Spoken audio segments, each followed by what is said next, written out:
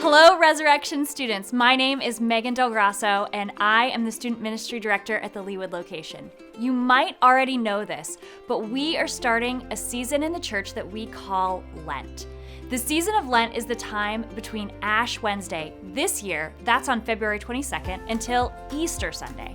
Lent is a time for reflection, a time to focus on our relationship with Jesus as we prepare to remember the death and resurrection of Jesus. Sometimes people like to give something up for Lent. One year I gave up caffeine for Lent and it was really hard for me. I love Mountain Dew.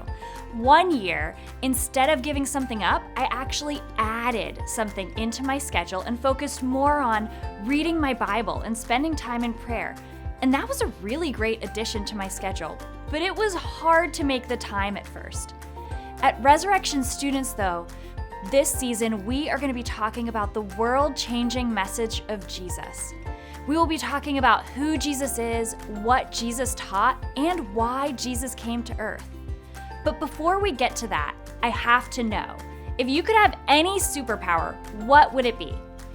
For me, this changes a lot. Sometimes I wish I could read people's minds or walk through walls, but right now, I wish I could fly. I could go anywhere I wanted, whenever I wanted, and it would be way cheaper than airplane tickets right now. What would your superpower be? For as long as I can remember, I have been obsessed with superhero movies. I love them all, but the superheroes I love the most are superheroes who are just normal people who happen to become really exceptional, but never lose their humanity. Even though they are super powerful or strong or smart, they stay good. Because of that, Captain America is my all-time favorite superhero. He is chosen to receive this super strength because he's a good person, and he stays true to that part of himself throughout the movies.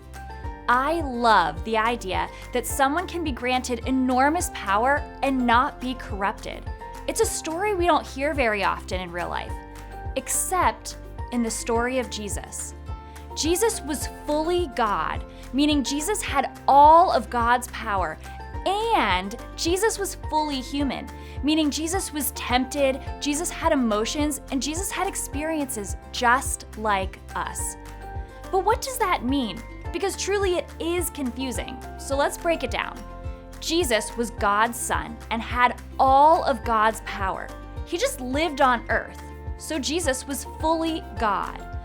But Jesus came to earth as a baby, had to grow up, had to go through some awkward phases, be nice to his siblings, go to school, listen to his parents, all the same things that we have to do.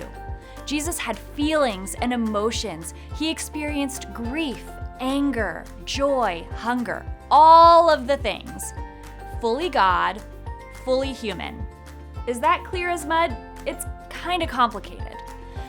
Philippians is a book in the New Testament of the Bible, and Philippians 2:5-8 says this: "In your relationships with one another, have the same mindset as Christ Jesus, who, being in very nature God, did not consider equality with God something to be used to his own advantage. Rather, he made himself nothing by taking the very nature of a servant, being made in human likeness. And being found in appearance as a man, he humbled himself by becoming obedient to death, even death on a cross." This passage reminds us that even though Jesus was God, Jesus didn't take advantage of that power. It's like that saying, with great power comes great responsibility. That's a superhero movie quote, in case you didn't catch that. Here's the thing. It can be really hard to understand that Jesus could be fully human and fully God. How can a human live without sin and be God and be perfect and still hang out with people who sin? God had to become human in order to hang out with humans. And because Jesus was fully God and fully human, we know that God got to hang out with humans and experience the same things that we experience. And because of that, we know that we can trust God with everything in our lives. And we can trust that God truly understands us. Jesus experienced grief, just like us. Jesus experienced joy, just like us. He experienced anger and confusion, frustration, excitement. He had to go to church and learn about God, even though he was God. He had to listen to his parents. I mean, can you imagine being God and having to listen to human parents?